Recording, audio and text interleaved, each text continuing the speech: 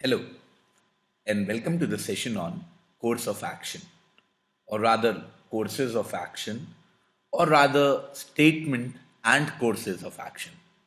Well, we'll discuss that in detail in this session. Hi, I'm Ravi, and my Twitter handle is @RaviHanda. You can use that to get in touch and provide feedback. In this particular session, we'll talk about what is the format of questions when they are asked in this category, what are the type of questions that are asked, and obviously we'll look at some solved examples to clarify the concepts to you. Now, to begin with, first of all, let us have a look at the format. What happens is, in each question, you are given a statement which is followed by two courses of action, number 1 and 2. You have to assume everything in the statement to be true, and on the basis of the information given in the statement, you have to decide which of the courses of action logically follow.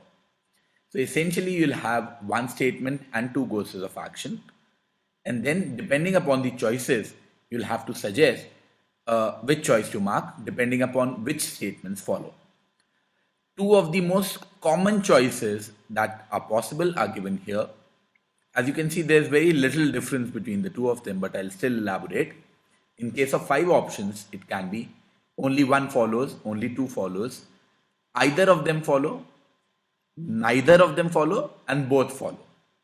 Another type of set could be that only one follows, only two follow, both of them follow, neither of them follow, and the data given is insufficient, inadequate, and something like that.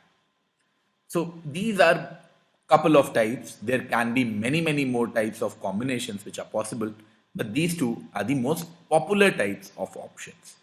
So once again, as far as the format is concerned, you'll be given one statement and you'll be given two courses of action. You'll have to decide which one of the two or both of them follow. Now, let us look at the type of questions which get come. One very common type is that you'll be given a problem and then you will have to suggest a solution to it as to which of the courses of action which are given will lead to the solution. Or another one could be that a particular situation is given and then you have to suggest its improvements, or which courses of actions can you take which will lead to an improvement. Now, when you are picking the course of action to follow, there are a couple of things that you should keep in mind. One, and probably the most important as well as the obvious one, that the course of action should actually solve the problem or improve the situation. Another point is that it should be practically possible. Let's say one course of action is given which would maybe take care of the problem, but it is not a practical solution. So you have to keep that practicality in mind as well. Some of the good ways to figure out which is course of action can be followed and not are these. Is it an established fact? Because if it is, it can be a very valid course of action. Is it validated by experience? If something is validated by experience, that can also be considered as a valid course of action. Is it logical? Well, any course of action that you are going to follow has to be logical. You cannot, that's why this comes under logical reasoning sometimes. Moving on to some of the solved examples, because till now we just had a little bland theory. I think nothing works better than solved examples in case if you want to learn statements and courses of action. So before I move ahead and give you the solution, I request you to pause the video and try and figure out in both these statements which of the courses of action follow. Okay, I guess you would have solved them by now. Let's see, what does the statement say? The statement says the secretary lamented that the electronic media was losing its credibility and that it should try to regain it by establishing better communication with the listeners and the viewers.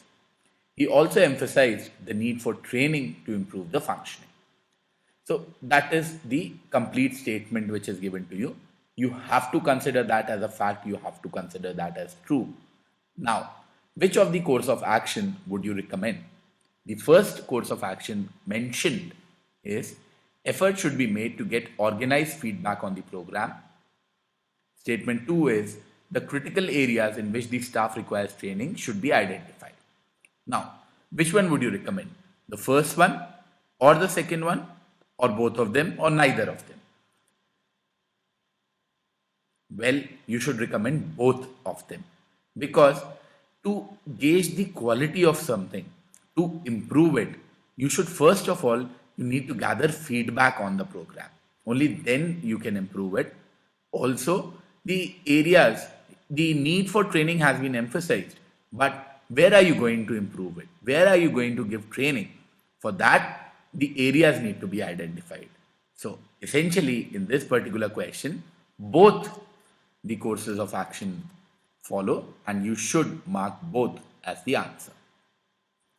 In the second one, the statement says there have been many instances of derailment of trains due to landslide in the hilly areas, which caused loss of many lives. So, well, this is a very problematic situation which needs to improve. This is essentially a type 2. Now, which course of action would you recommend? The first course of action is the passenger authority should arrange to deploy pilot engines before the movement of the passenger trains in the hilly areas to alert the trains in case of any landslide.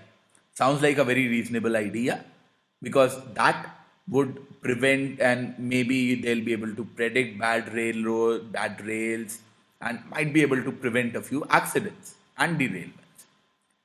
The other idea is the railway authority should strengthen the hill slopes by putting iron meshes so that the loose boulders do not fall on the track. Again, it is a very reasonable idea, because the problem of derailment was happening because of boulders which are falling on the track, leading to derailments and a host of other problems. So, which course of action would you recommend in this case? Both of them sound like a good idea. So, what should you do? Well, in this one, you would mark either of them. See, because either you will implement the first one, either you will improve the rail part of things, or you would improve the hill slope part of things. There is no need to improve both of them. The problem can be improved, the problem can be tackled by doing either one of them. And doing both of them would be overwork, unnecessary overwork. So you should mark either in this case, that either you will improve the status of the rails or you will strengthen the hill slopes, but not both. That is the key difference between the first one and the second one. In the first one, both of them were required. In the second one, you can get away with either of them. And let's say if you were a manager and this was presented to you, then you should suggest only one of the following and not both of the following. Let's look at a few more questions. The statement says, courts take too long in deciding important disputes of various departments. Well, that is something that we all know. The course of action suggested as courts should be ordered to speed up matters, a valid suggestion. Special powers should be granted to officers to settle disputes concerning their own departments. Well, once again, it seems like both of them are very valid and very good courses of action, and both should be suggested. Because one, what will happen is that the court, if they are ordered to speed up matters, they'll be able to take care of more cases. And in the second one, the number of cases that come to the court, they'll get reduced because officers will be granted special powers. So both the actions are recommended, or both the actions should be followed.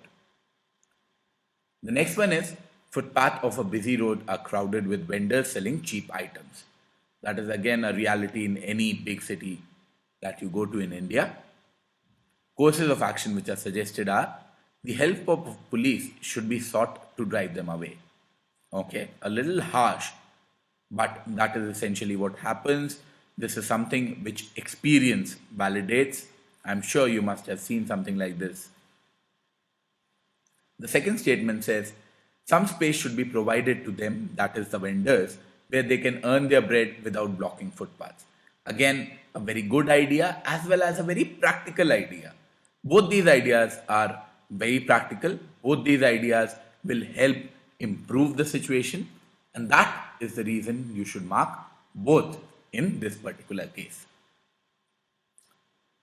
Moving on to the next and the last question.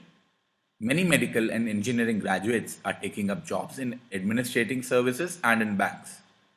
Well, I don't know that much about medical, but a lot of engineering graduates are doing that. But once again, the biggest mistake that you can make in such sort of questions is going by assumptions or going by facts that you think you know. You have to consider the given statement as true.